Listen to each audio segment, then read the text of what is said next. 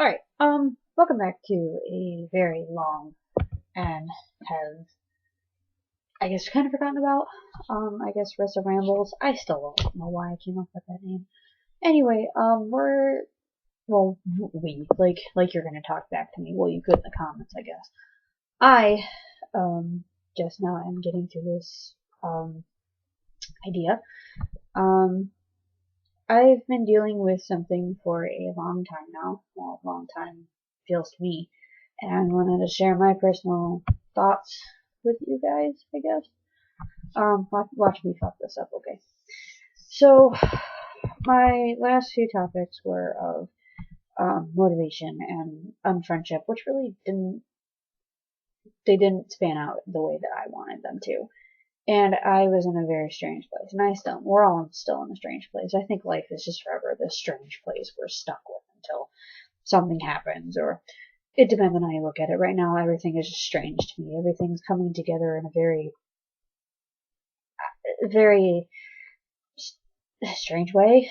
Wow, I need to read it the sword. But I need to learn how to talk. That's what I need to do. So, okay, so anxiety. That's what I want to talk about. I want to talk about my personal thoughts and opinions on anxiety. That's what I want to focus on tonight, today, this afternoon, this morning, wherever you are. I recently got a job, and I recently have taken a few steps, I guess, forward towards adulting. It's actually not 4 o'clock in the morning this time, my time, Eastern Standard Time. Congratulations on me for that. I actually sleep at night now, so that's a great thing. Positivity, yay! If I could animate, I'd place a rainbow right here. So, okay, back to what I want to discuss before I ramble. Let's try and make that not a thing, not a 20-minute video nobody wants to sit through anymore. Because we all don't have time to watch 20 minutes of video. We have such busy lives of clicking through different channels on here, and we have jobs, and we have air to breathe, and people to see, and things to accomplish that we actually won't accomplish, so we'll continue clicking through the different videos. So let me get started. So I wrote down a few points, and I will admit that they are looking in front of me, and I'm not looking at myself in the camera, so I'm forced to look at you. So, what is anxiety to me? That's one of the few things that I've been trying to figure out. What is it to me? It's a battle, I guess. I mean, it's a battle for a lot of people. I mean, even if it's just a mild thing, even a mild case feels just as bad as someone going through the disorder part of it, which I know I'm going to say a lot of terminology that's not going to be correct. Please don't quote me on it. I did not go to college. I did not study this. It just happens to me, okay? So, anxiety to me, besides being a battle, also is it's a curse and a blessing, and you're looking at me like, how the hell is it a blessing? When you are going through a panic attack, you feel most alive. You treasure your life the most because you feel like you are going to die. And for those who understand what I'm talking about, are gonna get it. You don't realize how much you function until one of them functionalities is technically taken away from you in that moment, that 10 minutes or that few days or that 30 minutes or that hour, however long it takes you to finally come back down to earth and to grip something tight and go, I'm alive and I am here and I'm grounded and I am myself. I'm in my person. I'm not floating around in my head and letting my racing thoughts kind of let me live through them. That's what the blessing part is it makes you appreciate, I guess, yourself a little more and your existence a little more. And if it doesn't for you, then I'm not speaking on your behalf, I'm speaking on my behalf. And I don't mean to say that in any rude sense at all. I'm not coming off of you saying that I'm trying to tell you how you feel. No, I'm saying that that's how I feel personally. So that's it for me. So I was asked this the other day how long I've had anxiety. And so my next point question technically was, when was my first time for having it? And I'll say that my first time was probably not when the actual moment came. that I realized that I had a problem. I actually dealt with the heart palpitations all throughout a certain situation that where I wasn't living at home. I was taking care of another family member who did pass on, and she was a great person to me. She will always be someone I hold very high with much respect. Um, she's she was like a mother figure to me. So that was a big part of it, and her process and what I went through with her, literally with her, um, it was something that not many people ever are going to get to experience, being so close up, and when you do, it really changes a lot in you. It makes you a stronger person if you have never. I don't want to reveal too many details because I have a lot of respect for the family that she also belonged to. But so anyway, I would cough when I would feel the dropping feeling in your chest, or however you describe it. I would cough and it would go away. And it was most of the time when I was doing a lot of things around the house, a lot of chores, and it was a very, very stressful time. It was towards the end, of hers and I's time together. So that was the first, but the very actual first time that I identified with it was, I was actually not doing anything stressful. I was sitting and playing Minecraft. Yeah, that's probably, confession right there. I've played Minecraft and I actually love it. I get lost in it now. Not so much now, recently now, but like when I do play it does take up a lot of my time, as it does a lot of other people's time. So I remember sitting there and all of a sudden I couldn't breathe. It felt like the wind had been knocked out of me. And that was the worst feeling in the world. And so I got up and immediately went to my roommate at the time, who lived here. And this is like back in 2012. I can name the year. Not the rest of the date though. That's long gone. But I ran to them and they had no idea what I was trying to tell them because I felt like I couldn't speak. I was terrified, and all of a sudden I was just telling them to hang on a moment, and I managed to control it to where I could like communicate. So then after that, it slowly, once I identified it, I think for me, I felt better until it started adding on and getting worse. And then I was doing research and I was studying it, and I didn't go to therapy until like 2 or 3 years later, when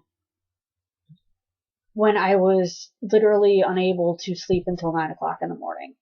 And I was being very moody, and I was starting to get the whole tingling feeling, and then it just all started to just come to a point where I needed extra help, and I went to therapy. I didn't go for very long because my situation back then was transportation, and where my office was at and is at, where I had to go was sort of past this part of town where I personally didn't feel comfortable walking by myself. So that kind of stopped short. However, what was strange was my therapist at the time, she did tell me I had definitely I had high functioning something. She never finished that statement. I don't remember what she said either. But I do have a few diagnoses, and I always mess up the second one. I do have the anxiety disorder. I have agoraphobia. I may be mispronouncing it. It's the one where where technically how everybody puts it, you're afraid to leave your house. Well, I've noticed that it's not technically just that, where you find certain places safe and you can't handle new places or new situations very well. If I'm wrong, I'm sorry. I'm just going off of what I generally remember. So I went and did a couple sessions. We didn't even get past the process of filling everything in and making sure I knew what I was there for. I was prescribed medication. I don't remember the name of it. It was a generic brand of something, of course.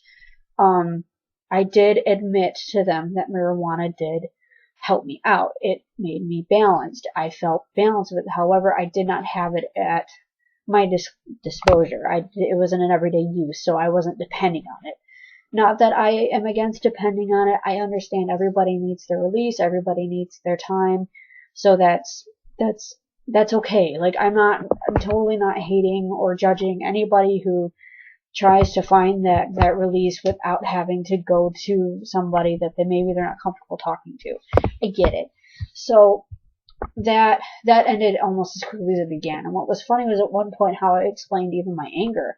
They wanted to put me in anger management because I wasn't angry enough, and I found out the stereotype for when you hear the name anger management is that you suddenly like it goes back to the movie where, you know, Adam Sandler is being drugged through this like terrible process and he's not understanding it in the end. Finally, like, it kind of makes him see, you know, that how he was treating everybody in his life and that he really maybe needed to change. He just needed a little weirdness in it, I guess. But that's a really weird take on it. But I never got to go to the group or whatever she was going to send me. So after it ended, I guess, so now what did I do to help myself? After realizing that I was told I was able to control it for a while, I could. I was only still doing the very minor things though, and then slowly I came into a whole new world one night, and it felt like my face was numb, and I thought I was having a stroke. And a friend of mine, admittedly, he gave me a little bit of Xanax, and it calmed me down. I'm talking like barely anything that would do anything for me, but the thought of it was there. So I took it, and I felt fine. And then he was the one with the bad anxiety. I went 48 hours during all this with no sleep at one point because he didn't know how to handle this. And you would think, you know, with that, it'd make me realize that, you know, maybe it's not so bad. And then that's when I also learned that everybody's got their different levels of issues, and everyone is valid with that. And I will say it again, everyone is valid, no matter, again, if you're in the beginning of it, if you're in like the terribleness of it where you see red and the room doesn't stop, and it's just like you just hear that constant screaming. You're valid no matter how you feel. And I cannot get that across enough. So further on, helping myself.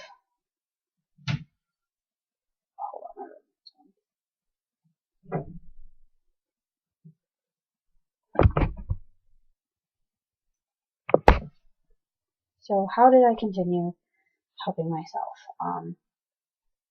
I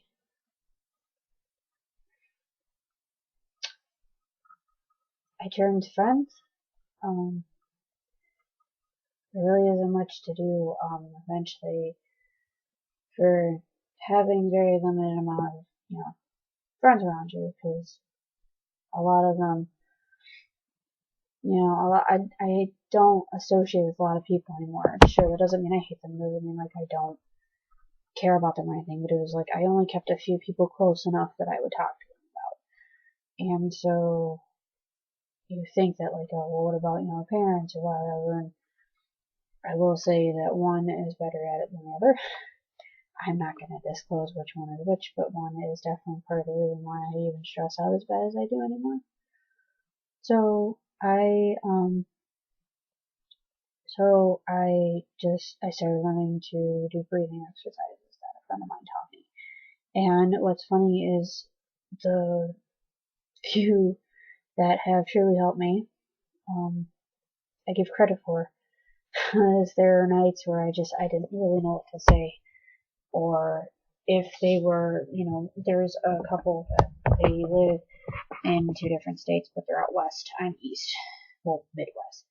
So they can only do so much through text messaging, and bless their goddamn souls, because I think I have told them more things than I have told a lot of people that I'm close with. So that's where it gets tough, because technically at the end of the night you are alone.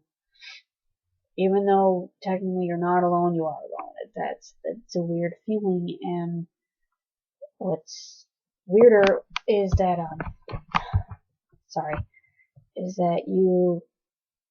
you depend more on the messages to come through. And it's like, oh god, it seems like a billion years when like you're just in this ball of emotions and you can't quite seem to catch a breath or get your mind straight. And it like once that reply hits though, it's like salvation to know that someone's listening. So there was that, and there was still that. So now now is the harder part. So with job comes stress, and I got myself a job, like I mentioned. And that, at first, because I hadn't worked like this before, I walked into this place and I was assigned one position and I couldn't do it. And so I cried very hard to my manager, and I couldn't stand to just play it off. And many influences tried telling me, you know, you can't do that. And I sat there and went, well, no, I can't, but I did anyway. So I took it into my own hands and risked an opportunity and got a better one out of it, and was so thankful that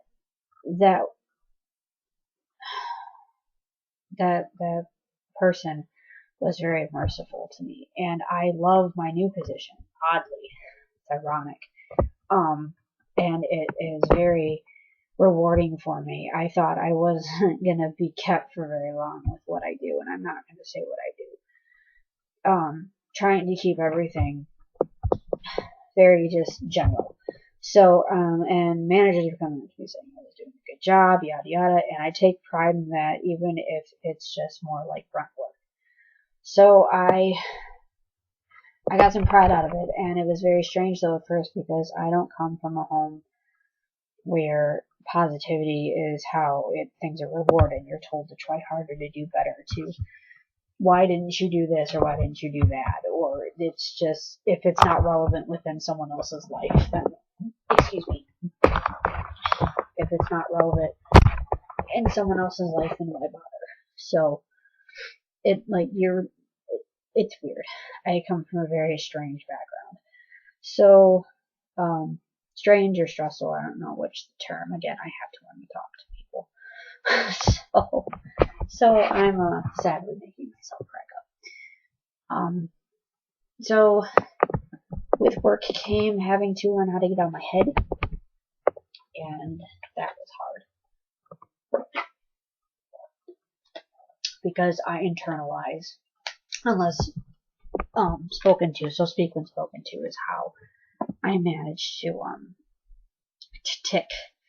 And eventually people started wanting to know more about me. I mean, you see these people every day and suddenly it's a new person there and people get curious. So slowly I built relationships and friendships, and it's great and I love it. And slowly I became out of my head. And how I got locked there in the first place was that I just wrote all the time as well.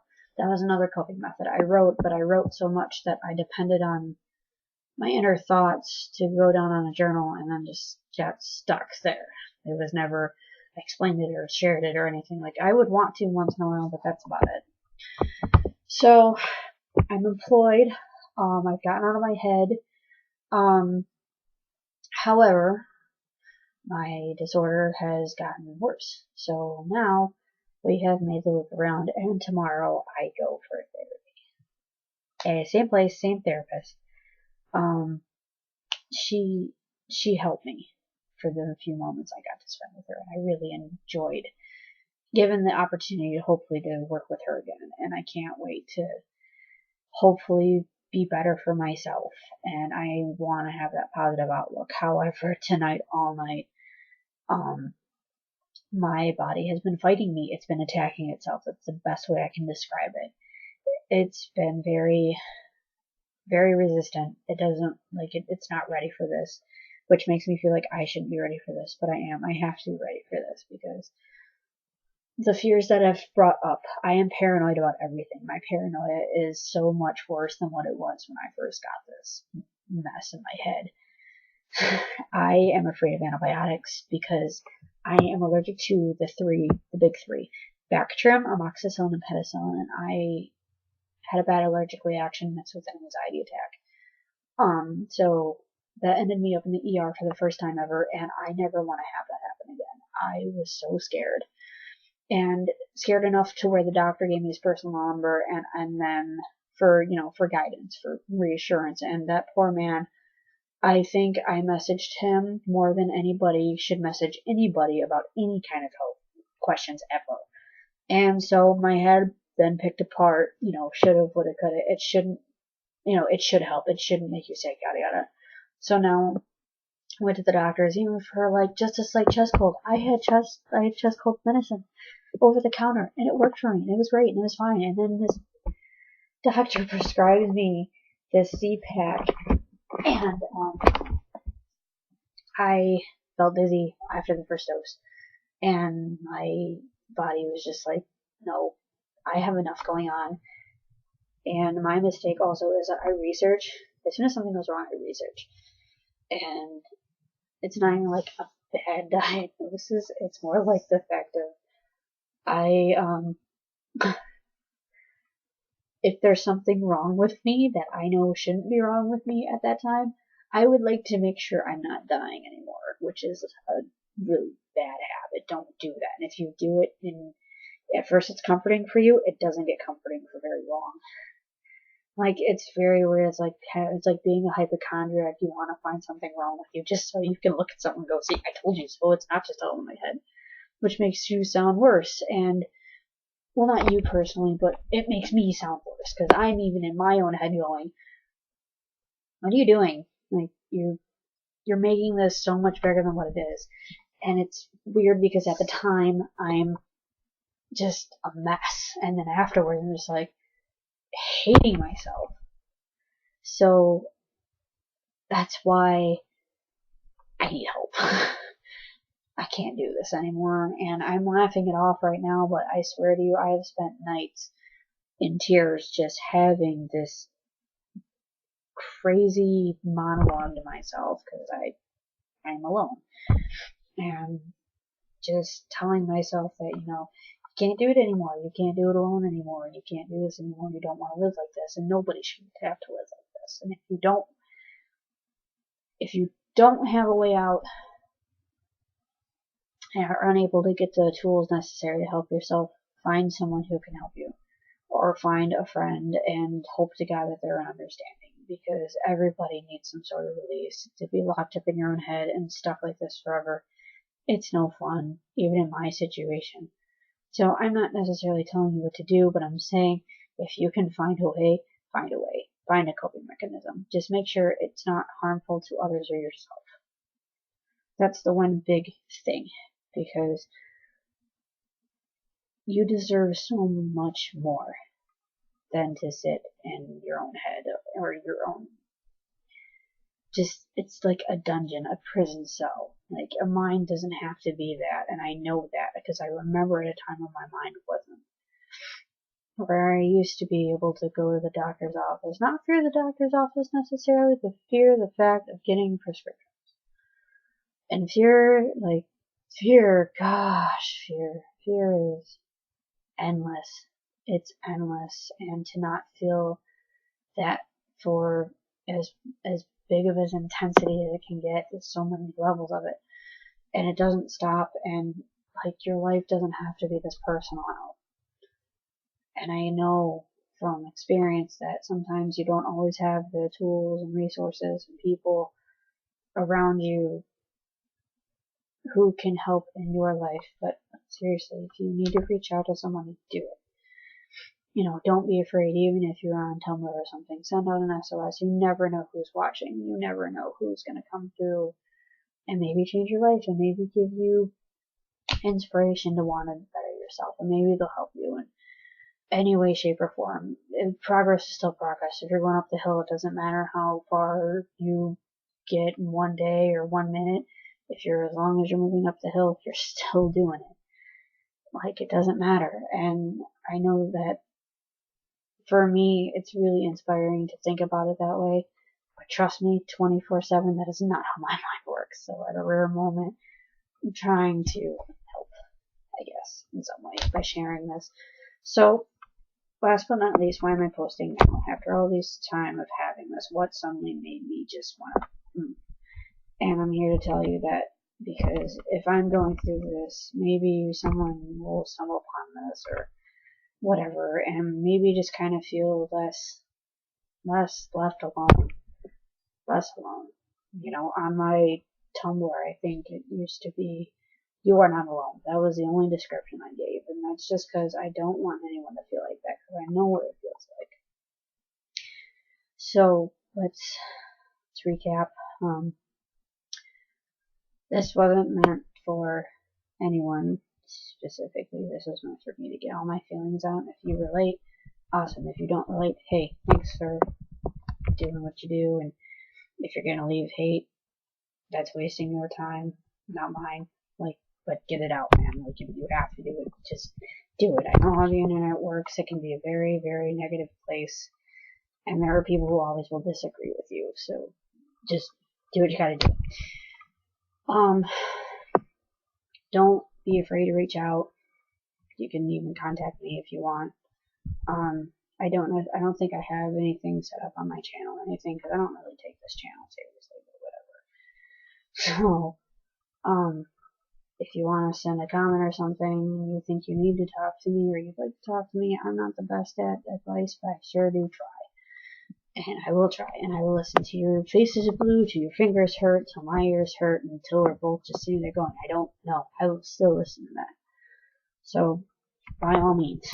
And, so I don't have a sign off, and I never had a sign off, and I probably never will. And if I do ever, like, good for me. So, thank you so much for taking your time. Thank you so much for bearing with me. I hope you have a good life, a good night, good morning, good afternoon, wherever you are. Thank you so much for giving me your time. And if anything came out of this for you, feel free to let me know, or don't. You know, I'm not looking for anybody to do anything. I'm just here sharing what I know, what I don't know. Which is a lot. I don't know a lot. I'm 27 years old now, and I still don't know a lot. Props for anybody, by the way, who can guess where my shirt is from. So, we can be best friends for that. No, I'm kidding. It doesn't matter if you don't know where my shirt's from. If you want to know, ask. I'll tell you. It's the dumbest thing in the world. But thank you so much, and I hope maybe to do this again, which will probably be a year from now, because I suck at keeping up with this, clearly. Thank you.